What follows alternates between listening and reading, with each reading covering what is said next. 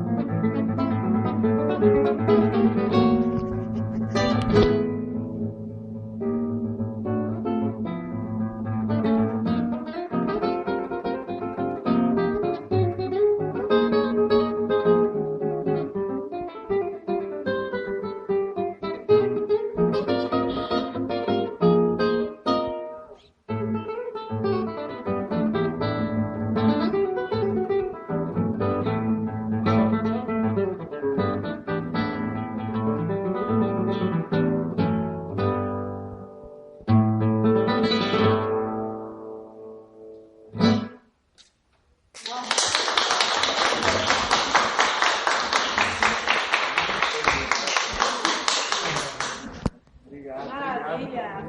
Parabéns! Se tudo correr bem, depois tem mais. Show de bola!